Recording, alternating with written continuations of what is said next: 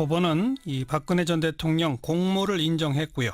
그리고 1심에서 이 혐의에 대해서 무죄를 받았던 조윤선 전 청와대 정무수석 유죄가 인정돼서 실형 2년 선고돼서 법정 구속됐네요. 그리고 어제 이 대법원 추가조사위원회 결과 발표까지 이모저모 판사 출신 박범계 의원 연결해서 이야기 들어보겠습니다. 박 의원 안녕하세요. 네, 안녕하십니까. 오늘 항소심 선고 결과 예상하셨습니까? 네, 예상을 했습니다. 아무래도 1심 재판보다는 훨씬 빼도 박도 못하는 증거들이 제출이 됐기 때문에 유죄가 나올 것으로 봤습니다. 그 빼도 박도 못하는 증거들은 1심 때까지는 발견되지 않았던 것들이죠? 박준우 전 수석, 정무수석의 증언이 애매모호했었는데요. 예. 청와대에서 박근혜 청와대에서 만들어졌던 문건들이 캐빈에서 발견돼가지고 그 증거로 제출되면서 박준우 수석이 증언을 바꿨습니다. 조윤선 수석이 보고를 받았다라고 그렇게 돼서 유죄가 나온 것으로 보여집니다. 그 특검팀이 구형한 거는 김기춘 전 실장은 7년 그리고 조윤선 전 장관은 6년을 구형했는데 선고는 4년 2년이에요. 이거는 어떻게 보세요? 유죄가 나왔다는 것에 이제 의미를 둬야 될 것 같고요. 특히 조윤선 전 장관에 대해서는 법조계 내에서 이런저런한 일종의 좀 거들어주는 그러한 흐름들이 직접적이진 않지만 엿보였는데 어쨌든 유죄가 나왔다는 것이 의미가 있고 형량 2년 선고는 낮은 형량은 틀림없습니다. 조금 아까 법조계에서 이모저모 거들어주는 흐름이라고 표현하죠. 그게 뭐예요? 그렇지 않습니까? 이제 아무래도 조윤선 변호사 출신이고 국내에서 가장 큰 로펌에 몸을 담았었고 그러다 보니까 법조계 내에 그런 이런저런 떠도는 얘기들이 있습니다. 그런 것이 하나의 흐름으로 재판에도 왕왕 간접적으로 영향을 미치기도 하죠. 이렇게 귀담아 들을 얘기는 아닙니다. 그런데 상식적으로 보면 이 블랙리스트를 주도한 것은 청와대고 정무수석실이고 그죠? 네네. 그걸 실행한 건 또 문화체육부인데 그죠? 네. 조윤선 전 장관은 청와대 정무수석을 지내고 곧바로 문화체육부 장관도 하지 않았습니까? 네, 그렇습니다. 그런데 그 밑에 있던 차관이나 비서관까지 다 실형을 선고받았는데 조윤선 전 장관만 유독 그 혐의가 무죄로 됐던 1심 그게 이상했던 거 아닌가요? 네, 맞습니다. 박준우 수석의 증언이라는 게 기억이 확실치 않다는 얘기였죠. 근데 상식적으로 그것은 조윤선 전 장관이 수석할 때나 장관할 때나 상하관계에서 드러나는 여러 가지 이 간접 정황 증거들을 봤을 때 모를 수가 없는 상식이 법관의 눈에는 1심 재판부의 눈에는 상식으로 통하지 않았다라는 그래서 많은 비판을 받았습니다. 예.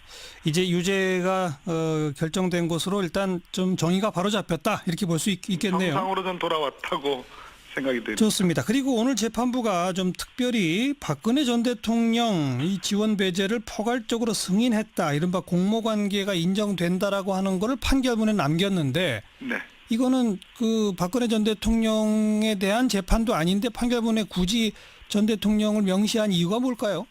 1심 재판에서 역시 마찬가지로 박근혜 전 대통령의 공범 관계가 공소장에 있다 보니까 김기춘 비서실장이나 또는 조윤선 수석에 대한 공범으로 박근혜 전 대통령이 있었는데 1심 재판에서 참 엉뚱하게도 보수를 지지하는 국민들을 박근혜 대통령이 지지 기반으로 하고 있기 때문에 좌파 지원 축소, 우파 지원 확대 이거는 큰 문제가 없다. 헌법이나 법령 위반이 아니다라는 정말 판사로서는 이런 판단할 수 있을까 싶은 예를 들어서 우리 헌법은 진보나 보수를 가리지 않고 문화국가 원리를 추구하고 있고요. 또 법치주의 앞에는 진보 보수가 따로 있지 않은데 보수의 지지를 받는 박근혜 대통령이 보수를 지원하고 진보를 배제하는 건 당연하다는 식으로 설치를 해놨기 때문에 이번 2심 재판부도 박근혜 재판부가 아님에도 불구하고 이게 직접적으로 지시를 했고 승인을 했고 보고를 받았다 구체적으로 그런 이유를 달면서 공모관계가 인정이 된다. 이런 표현을 썼습니다. 그러면 이 재판의 재판부가 그런 판결문을 썼다고 하는 것은 박근혜 전 대통령 재판에도 영향을 미칩니까? 대단히 크게 영향을 미칠 것 같습니다. 왜 아하. 김관이 박근혜 전 대통령에 대한 사실상의 이유유죄거든요. 예. 이제 주문과 이유로 판결문은 구성되는데 이거는 박근혜 대통령 재판부가 아니기 때문에 주문에는 뭐 박근혜 대통령 유죄 표시를 못하지만 예. 이유 중에는 매우 구체적이고 매우 개별적인 사안에 대해서 보고를 받았고 지시를 했다. 예. 특히 문제 있는 영화를 상영한 영화관에 대해서는 구체적으로 지원을 배제하라. 예. 또 부산국제영화제 지원을 배제하라. 또 지원을 삭감해라. 이런 아주 구체적인 지시를 대통령으로서 했다는 어떤 표현을 했기 때문에 예. 아마 박근혜 대통령 재판에 직접적으로 영향을 미칠 걸로 그렇게 생각이 듭니다. 지금 박근혜 전 대통령에 대해서 그 검찰이 기소하고 구형한 데에 블랙리스트 관련도 다 들어가 있지 않습니까? 그렇습니다. 이미 그러면 그 구형량에도 반영이 되어 있는 거죠. 그렇습니다. 오늘 나온 이 판결문이 구형량에 무슨 또 영향을 미칩니까? 지금 박근혜 대통령의 재판은 크게 두 가지로 나눠져 있는데요. 하나는 국정농단, 이 블랙리스트 포함해서요. 예. 그 18개 혐의인가 아마 그랬을 겁니다. 그런 예. 재판이 있고요. 예. 별도로 추가 기소된 그 특활비 그렇죠. 재판이 있습니다. 예, 예. 그래서 뭐 전체적으로 워낙 혐의가 많아가지고 예. 뭐 구형량에 영향을 미치냐 안 미치냐는 것은 그거 자체가 뭐 조족지혈과 같은 네. 그런 느낌이 듭니다. 알겠습니다. 자, 그건 그렇고 어제 이 이른바 사법부 블랙리스트 의혹 네. 조사한 대법원의 추가조사위원회 결과가 나오지 않았습니까? 네. 이 박범계 전 의원 판사 출신이신데 판사 하실 때 혹시 법원 행정처에서 근무하신 적 있나요? 저는 그렇게 발탁되지 못한 판사였습니다. 아, 그런데 지금 법원 행정처가 일선 판사들 동향을 광범하게 파악하고 관련 대응 방안을 검토한 그런 문건들을 작성했다. 그리고 원세훈 전 원장 재판과 관련해서는 네. 청와대하고 이렇게 저렇게 의견 교란을 하고 네. 뭐 이게 다 드러났잖아요. 그렇습니다. 어떻게 보세요? 적어도 이거는 박근혜 국정농단 이상의 사법 유린 행위로 저는 생각합니다. 사법부 독립이라는 게 그동안 법원은 마치 외부로부터 침해 소지가 있다고 늘 얘기를 해왔는데요. 예. 근데 사법부 독립이 내부에서 법원 내부에서 어떻게 처절히 짓밟힐 수 있는지를 생생히 보여준 한 장면들이 그대로 드러났다 이렇게 생각을 합니다. 예. 아주 참담하고 참혹하기 그지 없습니다. 예. 내부에서뿐 아니라 외부와도 청와대랑 이렇게 법원 행정처가 의견 교환하는 게 맞아요?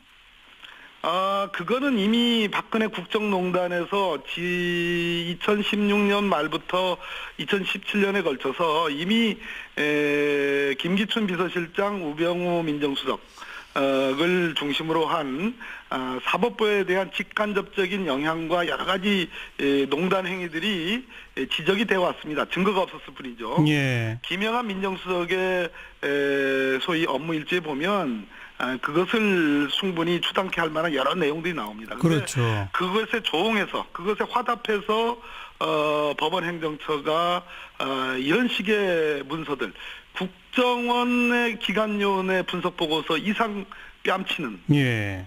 그 참 좋은 머리로 그 많은 배움으로 그 엘리트 판사들이 이러한 보고서를 만들어낸 걸 보면서 경악을 금치 못하다. 박근혜 국정농단은 능히 그렇게 해왔고 지금 단죄를 받고 있습니다. 근데 예, 거기에 예. 조응을 했다는 것 자체가 참으로 참혹한 참담한 일입니다. 뭐 우리 청취자분들 다 아시지만 혹시나 착각하실까봐 법원 행정처에 근무하는 분들은 행정직원이 아닌 거죠. 판사들 중에 뽑힌 판사들입니다. 그러니까요. 지금 예. 문제가 되는 문건들은 가장 엘리트 법관들입니다. 그러니까 그 문제가 되는 그 문건들은 그 판사들이 작성한 거죠. 맞습니다. 판사가 다른 판사들이 어떤 성향을 가지고 어떤 동향을 하고 어떤 뭐 연구회에 가입하고 이런 걸 조사해서 문건을 썼다는 거죠.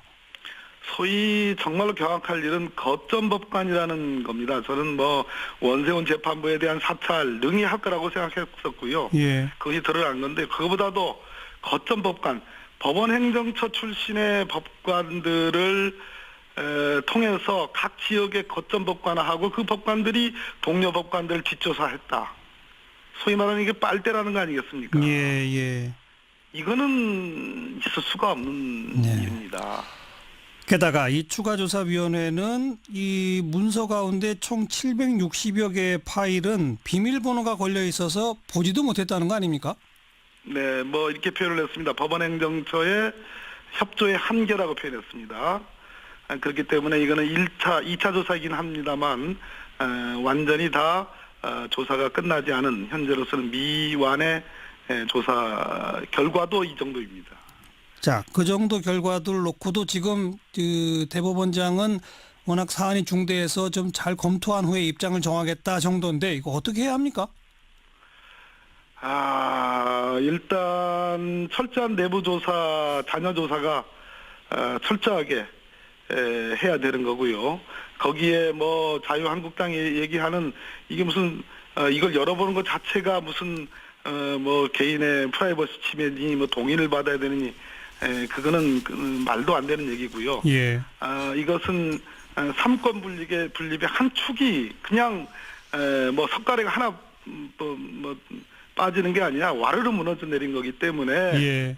정말로 내부의 철저한 진상조사가 저는 이루어져야 된다 이렇게 생각합니다. 내부의 철저한 진상조사, 강제 수사는 안 되지 않습니까? 법원 내에서는. 그 부분에 대해서는 제가 조금 입장을 좀 정리를 하고 내일쯤에 좀 표명을 할까 싶습니다. 아직은 조금 오늘은 조금 이른 것 같습니다. 예. 사실 지금 뭐 드러난 결과로 봐서는 말씀하신 것처럼 이 삼권 분립의 한 축이 와르르 무너져 내린 그런 어떤 현상들이 보입니다만 그렇다고 해서 이걸 강제 수사하기 위해 검찰이 뛰어들어라. 이것도 참 애매한 거 아닙니까? 바로 그 지점인데요. 제가 조금 더 정리를 해서 내일 공식적인 뭐 저희들 회의를 통해서 그렇게 좀 말씀을 좀 드릴까 싶습니다. 예, 아주 적절한 지적이기도 합니다. 예. 워낙 이게 지금 중차대한 사안이라 정말 좀 입장 정리가 필요하시다는 말씀도 이해가 됩니다만 일각에서 특검 얘기도 나옵니다. 그것도 검토 대상이 될 수 있을까요? 다 수사인데요. 조금 더 저에게 시간을 좀 주시죠. 예. 자, 그건 그렇고 우리 박범계 의원께서 이 다스 관련돼서 내부 고발자들의 녹취록을 몇 개 공개했었죠? 예. 그 그렇습니다. 녹취는 누구랑 대화한 것들을 녹취한 것들입니까? 뭐 여러 개가 있었는데 3개인데요. 예. 뭐 가장 중요한 것이 내일 아마 공개 소환 예정인 이상은 씨 아들인 이동형. 예. 이도영 씨와 다스 직원 간의 그 녹취 내용이 있습니다. 예. 그렇게 전화 통화한 거를 녹음한 그걸 이제 푸른 거죠. 그렇습니다. 네. 예. 어떻게 입수하셨어요, 이런 걸? 그건 저기 우리 정화영 선생님은 그러면 취재하면 취재원 다 밝히십니까? 그래도 물어는 봅니다. 일단 뭐 밝히실지는 않았더라도. 네. 그런데 거기에 보니까 뭐 이동영 씨가 아버지가 이제 이상은 회장이 다스의 지금 실소유주로 돼 있지 않습니까? 예. 근데 뭐라고 그랬다고요? 자기는 이동영 자기는 나도 어디 갈 데도 없으니까 또 아버지 이상은 씨를 말합니다. 아버지도 여기서 월급 받고 있지라고는 얘기인데요. 직접 음성을 들어보시면 제가 뭐 프라이버시 때문에 직접 음성을 공개하지 않았습니다만 직접 음성을 들어보시면 이동영 이상은 이 사람들이 다스에 그냥 몸을 의탁하고 있는 처지라는 것을 금방 알 수 있습니다. 예. 생생합니다. 예. 게다가 뭐 그 다스랑 관련 있는 계열사로부터 리베이트를 받아가지고 또 그걸 돌려달라고 하니까 그걸 누구한테 줬다. 뭐 이명박 전 대통령하고 이상득 전 의원한테 줬다. 이런 얘기도 있다고요? 그건 이동영 씨 직접의 그 녹음 내용은 아니고요. 예. 거기에 이제 돈을 뭐 오랫동안 한 상당한 6억 이상을 그렇게 리베이트로 제공했던 예. 쪽 사람이 예. 아니 왜 우리 이렇게 리베이트 주면서 이렇게 충성했는데 왜 갑자기 거래처를 중단하느냐? 예. 돈 돌려달라 하니까 그 돈 이동영이가 그 돈 그 이상득 이명박 두 사람에게 전달했다고 하면서 오리발 내밀더라라는 다른 사람의 전언입니다. 예. 이런 녹취 내용 등들도 다 검찰에 지금 제출이 돼 있는 거죠? 지금 이제 수사가 투트랙 서울중앙지검, 서울동부지검 있는데요. 동부지검에는 제출이 돼 있지 않을까 하는 추측을 갖고 있습니다만 제가 뭐 검찰과 이게 교류를 해보지 않았기 때문에 예. 정확히 알지는 못합니다. 뭐 일단 언론에 이렇게 보도됐으니까 검찰도 파악은 하고 있겠네요. 그리고 내일 아마 그런 차원에서 소환하는 거 아닌가 싶습니다. 네. 그래서 이런 녹취까지 들어보시니까 박범계 의원은 다스가 누구 거라고 생각하세요? 저는 뭐 우리 국민들이 생각하듯이 저는 여러 근거를 가지고 저는 MB 소유일 가능성이 매우 높다. 이렇게 표현할 수밖에 없습니다. 정관 선생님. 네. 네, 그렇게 저는 판단하고 있습니다. 당장 내일 이제 이상덕 전 의원 또 이상은 씨의 아들인 이동형 뭐 이런 분들이 다 소환됐습니다. 이게 바로 그 가까운 친인척까지 가는 걸로 봐서는 이명박 전 대통령에 대한 소환도 임박했다라고 봐야 되겠죠? 동계올림픽이 있고요. 등등인데 지금 수사가 아까 말씀드렸듯이 스위스 140억 반환받은 거, 그다음에 다스 비자금 소유관계 이런 것들이 양쪽으로 이루어지고 있는데 이 수사를 종합해야 될 것 같고요. 예. 또 특활비 수사가 있지 않습니까? 그렇죠. 그래서 뭐 소환을 안 할 수 없는 상황인 것 같고요. 근데 시점이 어느 시점이냐는 것은 뭐 제가 판단하기는 어렵습니다. 알겠습니다. 집권 여기까지 들을게요. 고맙습니다.